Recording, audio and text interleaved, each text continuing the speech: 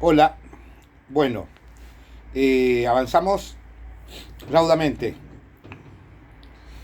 Eh, Como ya estamos en la última unidad y en el horizonte está eh, una especie de petit vacaciones, merecidas por supuesto para ustedes, estamos tratando de resaltar aquellos conceptos claves que deben retener. Y yo me oriento, me guío muchas veces por las preguntas que ustedes hacen y por algunos vacíos o huecos que uno registra de las charlas que uno va desarrollando. ¿Mm? Y una pregunta es si el enfoque está centrado en la persona. Algo ya anticipé de esto. ¿Por qué nosotros ponemos el eje en la categoría de sujeto? Bueno, primero, enfoque centrado en la persona es una especie de homenaje al padre fundador, a Roger, que hace 100 años tuvo la audacia de dirigir su mirada de la mano de la ciencia hacia una zona muy oscura de lo que en ese momento era la categoría por excelencia y la referencia que hacía la ciencia en el campo de lo psíquico, la psicología, por ejemplo, en persona.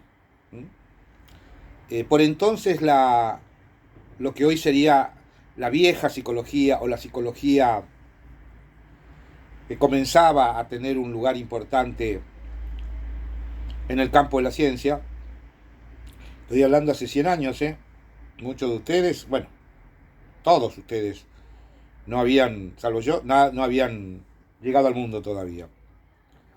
Y ustedes saben que de 100 años al presente, o para decirlo de alguna manera, del comienzo del siglo XX a comienzo del siglo XXI, que es en el que estamos, ¿ustedes se imaginan los descubrimientos científicos extraordinarios, fenomenales, que acaecieron?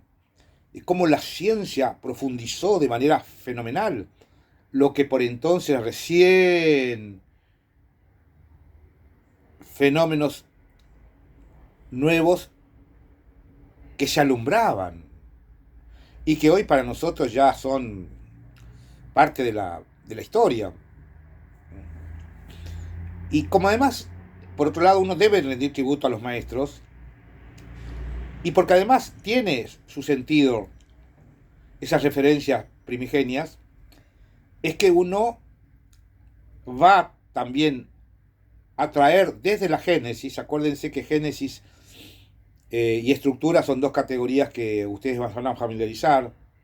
Génesis tiene que ver con la historia, pero la historia, diríamos, a través del tiempo, porque hay muchas concepciones de la historia. Y estructura, en cambio, que es otra forma también de ver la historia, eh, se toma como referencia no lo cronológico, cuando surgió, cómo se fue desarrollando, cómo se instaló, no, sino cuando encontró su lugar más potente en su carácter explicativo. A veces tardan muchos años, a veces siglos, en lo que fue un descubrimiento a su fundamentación, a su comprobación, que pudo haber recorrido ese largo camino hasta que otras disciplinas, otros descubrimientos científicos eran necesarios para que aquello que ya había brotado se consolide con una explicación rigurosa, como dice la ciencia. Bueno, también se dio obviamente con la psicología. Y ustedes saben, lo dijimos ya varias veces, pero lo voy a recordar. La psicología tiene 150 años. La consultoría psicológica recién encuentra los fundamentos científicos, con lo cual adquiere un estatuto de ese carácter mucho después de Roger. Si Roger de 1920, 1930, hubo descubrimientos notables después de la Segunda Guerra Mundial, es decir, después ¿Se acuerdan que comentábamos de 1950? Eso que estamos señalando, 1950, si ustedes le suman 50 años de 2000, 2020 son 70 años. Ya no queda casi nadie, creo que somos muy pocos los, los viejos pensadores, que el pensamiento en los últimos 20 años tuvo revoluciones fenomenales. Entonces, si ustedes piensan en Roger y en el descubrimiento de lo que él denominó enfoque centrado en la persona, tienen que tener en cuenta que en la época de Roger, para abordar las cuestiones más íntimas, más personales, fíjense ustedes, inclusive más oscuras, cuestiones que eran absolutamente novedosas, estaban centrados en la categoría de persona. 50 años después, ya no fue más la categoría de persona, fue la categoría de sujeto. 50 años después, ya no se podía pensar solo persona y sujeto, sino que habría que agregar una tercera categoría, que es el ser. Miren, les cuento como anécdota, hace unos 30 años, sí, 30 años más o menos, cuando se fundó la institución, nuestra institución, que era con la democracia, con la llegada de Alfonsín, esos nuevos vientos renovados, generó un ímpetu de desarrollo del pensamiento científico, crítico, sin ataduras, sin dependencias. Bueno, allí nosotros, que surgimos por entonces, estábamos atravesados de cabo a rabo por la revolucionaria concepción de lo individual y de lo psíquico, a partir del hallazgo, tiempo atrás, de lo inconsciente. Lo inconsciente, ustedes saben, se le debe a Freud ser el padre fundador. En 1890. Pero ¿saben cuándo recién ese descubrimiento de Freud, que escribió, entre otras cosas, la interpretación de los sueños, 3 ensayos para una teoría sexual, el yo y el ello, bueno, más de 50 textos científicos, que a finales del siglo XIX, a comienzos del siglo XX, había revolucionado con su novedoso aporte, porque ya era el tiempo de lo psíquico. La psicología recuerda en 1850, otras disciplinas fueron anteriores, la sociología 100 años antes, después se imaginan si pensamos en la astronomía, que está con los griegos, varios siglos. Bueno, nosotros, ustedes, pertenecemos a la última gran etapa de descubrimientos novedosos, dentro de los cuales estaba, por ejemplo, el campo de lo psíquico, es decir, de lo inconsciente. Como en otro campo, la física, la astronomía, ahí aparecía los grandes descubrimientos, lo infinitamente pequeño, infinitamente grande. Todo eso es reciente. Reciente quiero decir, es del siglo XX, porque el siglo XXI recién comenzó. Freud es del siglo XX, de comienzo del siglo XX, finales del siglo XIX. Pero recién 50, 60 años después, aparece la lingüística. ¿Se acuerdan que comentamos? Y la lingüística aborda cuestiones, decíamos, ligadas al lenguaje, que es un descubrimiento posterior a lo que la psicología se ocupaba en torno a esta problemática, que era la comunicación. Eso era Roger. Por eso la importancia de Freud. Roger, que era Estados Unidos, Freud europeo, Roger disponía de la teoría de la comunicación. No disponía de los descubrimientos que ya fueron cuando él estaba viejito, después de la Segunda Guerra Mundial, que es con la lingüística. ¿Y por qué fue importante la lingüística más que la teoría de la comunicación? Porque la teoría de la comunicación era lo social, las relaciones. En cambio, la lingüística era lo social, las relaciones, pero dirigiendo la mirada hacia lo individual, no el individuo, el individuo social, lo individual. Y en lo individual está lo psíquico, y en lo psíquico está la consultoría psicológica. Por lo tanto, Roger fue genial haber instalado la problemática antes de que surgieran las ciencias que podían explicar la importancia de su hallazgo.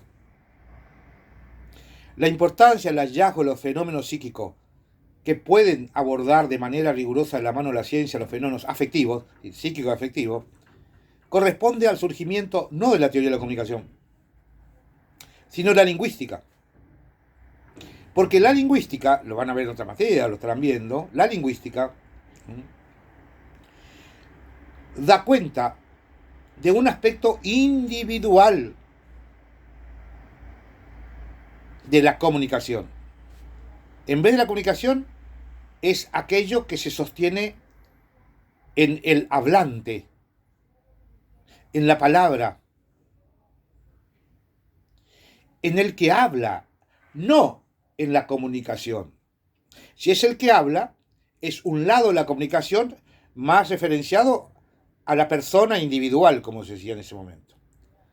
Pero hoy ya se sabe que la persona individual no es una referencia primera, porque para hablar de lo individual que se descubre posteriormente nos basta la categoría de persona, porque la categoría de persona es de psicología. Entonces, lo vamos a ver más adelante, exige abordar fenómenos que más que la comunicación, que la relación entre dos, tres o cuatro, es la comunicación pero del lado del hablante, es decir, de la persona individual. Y ahí opera mucho lo psíquico. Y si opera mucho lo psíquico, es porque está la palabra. Y si está la palabra, antes de ello está el habla. Y si está el habla, entonces está la persona que habla.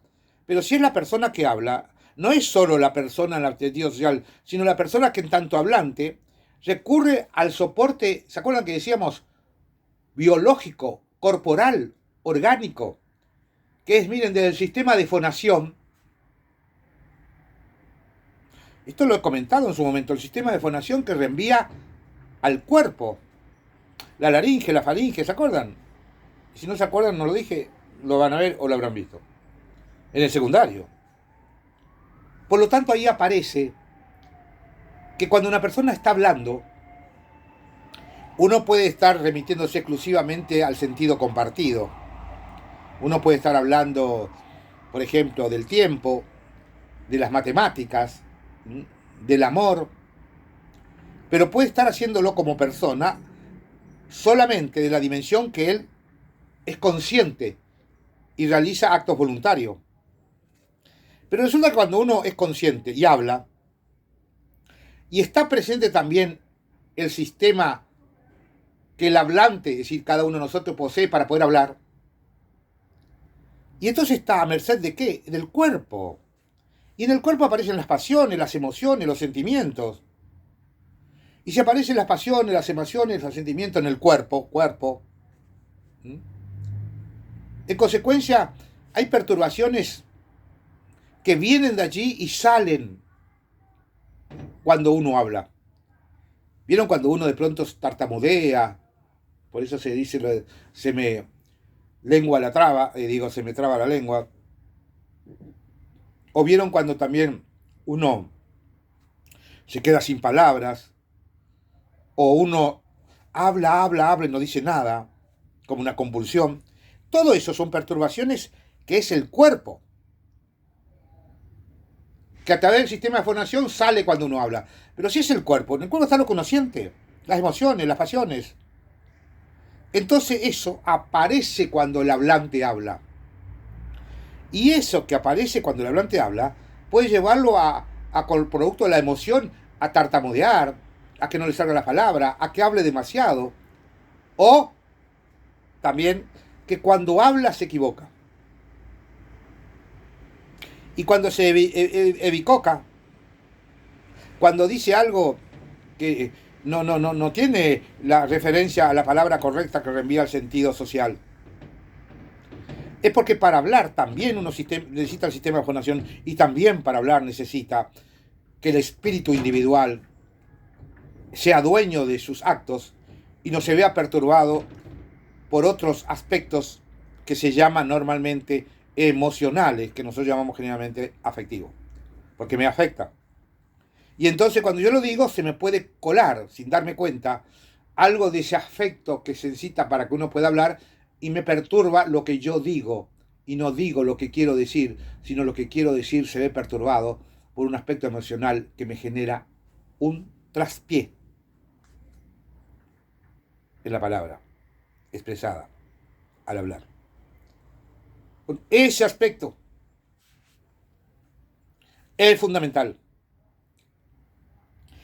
Ese fenómeno, ese factor, Roger no poseía, porque aparece con una importancia notable, que esas perturbaciones que hace que uno diga perdón, me equivoqué y siga hablando, o borra, o olvídese de lo que dije, resulta que sin embargo no expresa, escuchen bien,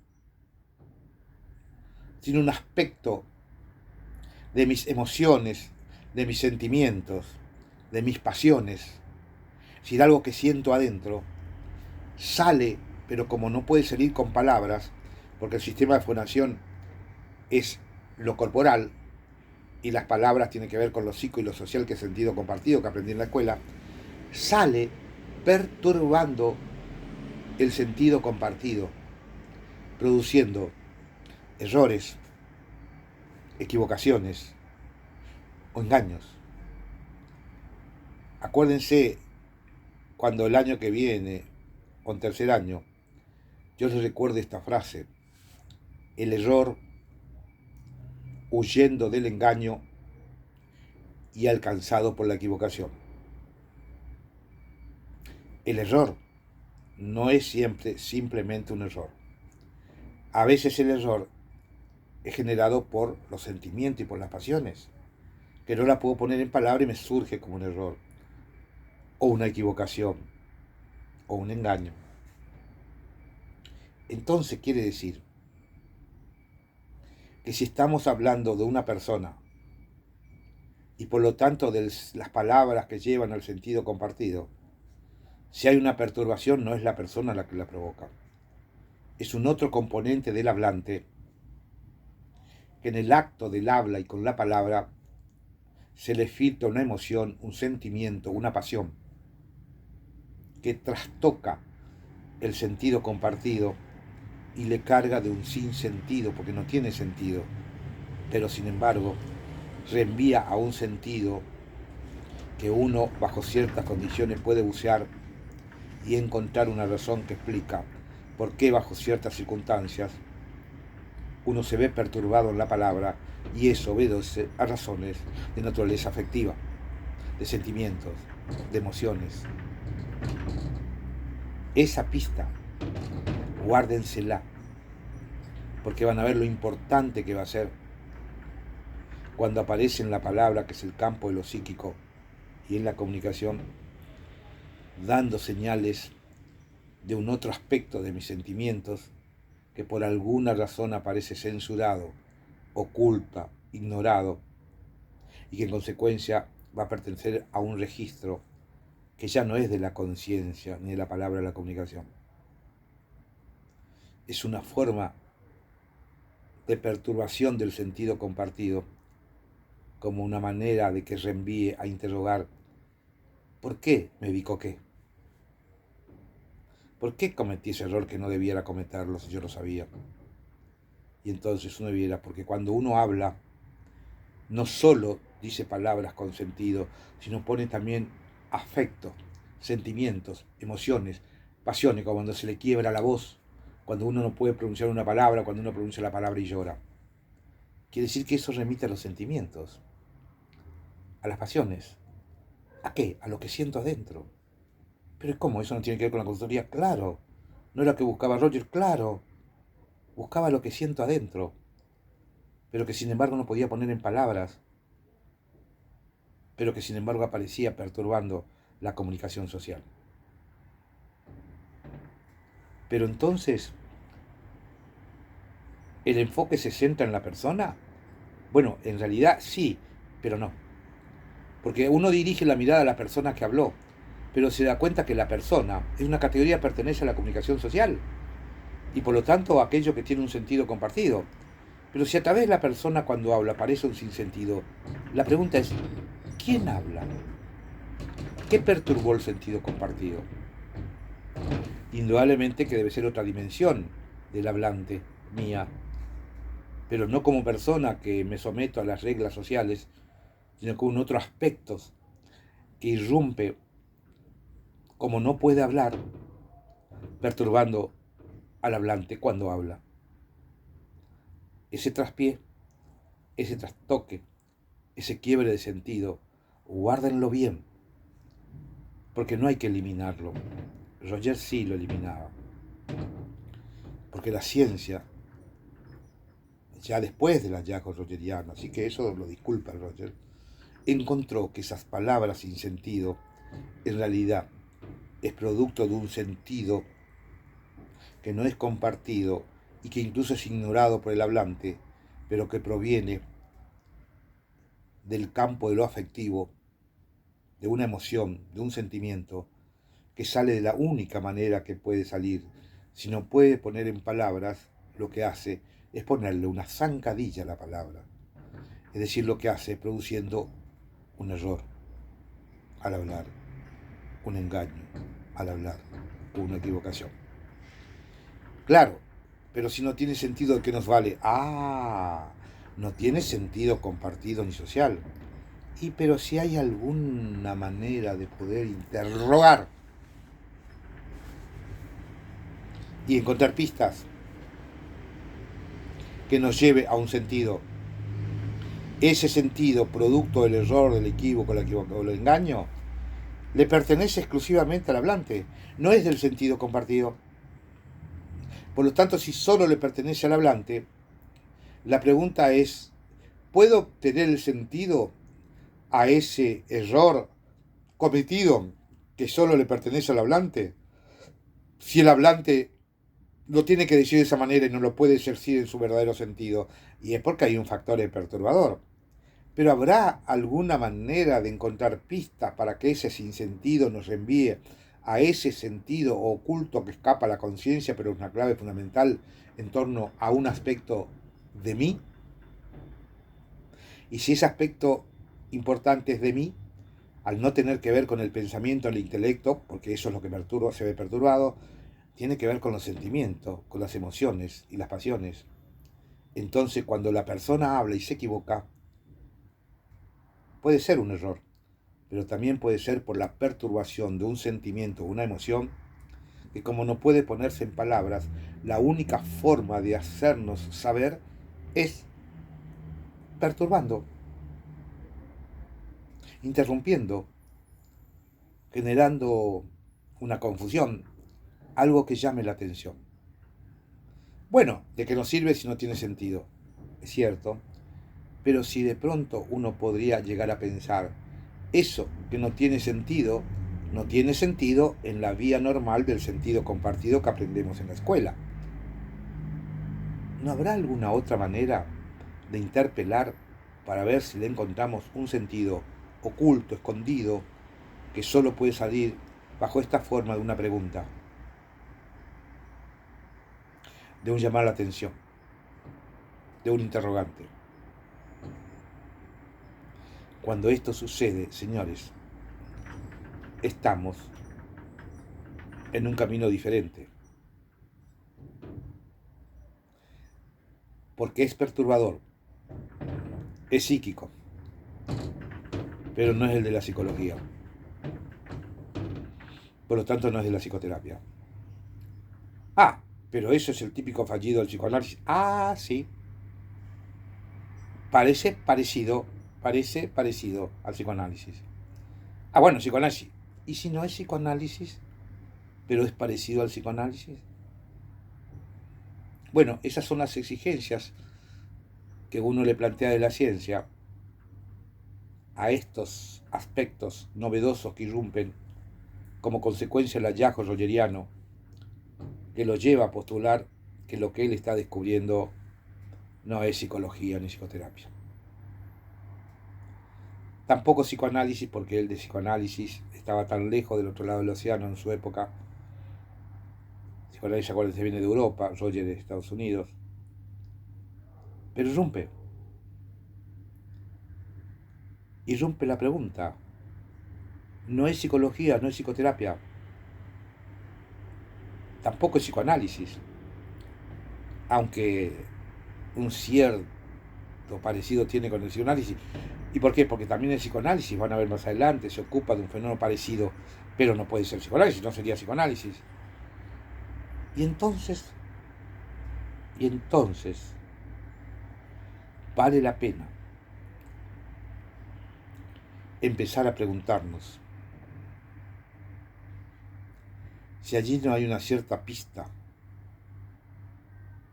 que reenvía al planteo rogeriano de una problemática que no es ni de la psicología ni del psicoanálisis. A una problemática que, aunque él llamó enfoque centrado en la persona, después dio cuenta, cuando ustedes vayan viendo en otras materias, que Roger se fue desplazando. Primero fue la categoría de persona, es cierto, pero ya van a ver en otras materias que, sin embargo, él fue abandonando su primera propuesta. Y van a ver ustedes que van a encontrar un otro Roger que, bajo el paraguas de la honestidad científica, él fue dejando atrás e indagando sus nuevos descubrimientos. Hay un Roger de los primeros 20 años. Hay un segundo Roger, que no es el mismo del primero. El primero es de ponerse en el lugar del otro y sentir lo que el otro siente. Escuchen bien, ponerse en el lugar del otro y sentir lo que el otro siente. Ojalá pudiera ser así. ¿Se imaginan en una pareja, él o ella se pone en el lugar del otro y descubre lo que el otro siente? Sería terrible la cantidad de experiencias intrigantes, novedosas, dudosas, pecaminosas. Roger pretendió en su primer momento. Después se dio cuenta que eso era imposible. Y ya van a ver ustedes que el segundo Roger ya no era ponerse en el lugar del otro y sentir lo que el otro siente. Como ya están terminando la materia, ya algo de esto deben saber. No era ponerse en el lugar del otro y sentir lo que el otro siente. El segundo Roger fue el de como si me pusieran. Pero como si me pusieran no lo mismo que ponerse. Y entonces Roger fue avanzando en pasos sucesivos, que reconociendo sus propias limitaciones y sus propios errores, va a empezar a recorrer un camino muy rico y muy fecundo, pero donde las verdades primeras fueron quedando relegadas y postergadas ante el peso de la duda, que como buen científico anhelaba encontrar frente a ese camino original que el propio Roger inauguró.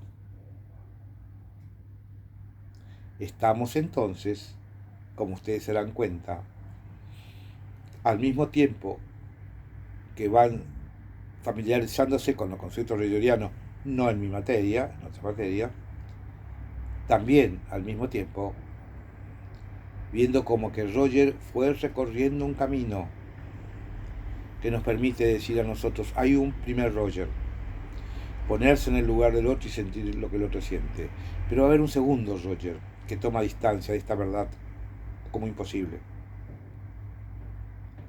Ese segundo Roger es el del como si me pusiera en el lugar del otro, como si fuera el otro, pero no soy el otro. Y va a haber un tercer Roger, ¿lo saben? ¿Y quién más? Va a haber un cuarto Roger. Ese recorrido vamos a ir haciéndolo lentamente, porque saben que somos amigos de Roger, pero aspiramos a ser más amigos de la verdad, porque solamente esa postura crítica, el hallazgo rogeriano, encontrará su verdadero lugar, pero de la mano de la ciencia, que es lo que vamos a ir haciendo nosotros a lo largo de nuestro recorrido. Este es nuestro punto de partida. Es fundamental ser fieles a las fuentes primera. Pero recuerden, más importante aún, es que el recorrido que hagamos sea de la mano, en última instancia, del único tipo de verdad que existe. La que hoy tiene vigencia, a la luz de la ciencia del presente. Y eso es lo que tiene que resistir el hallazgo rogeriano. Y lo resiste. Pero ahondando a partir del recorrido que él hace hasta desembocar en lo que es la consultoría psicológica hoy en Buenos Aires, en la Argentina, que reconoce al maestro, padre fundador, pero también se somete a las exigencias de la ciencia. De eso se trata. Eso es lo que nos importa. Eso es lo que debemos hacer. Y sobre eso seguiremos andando.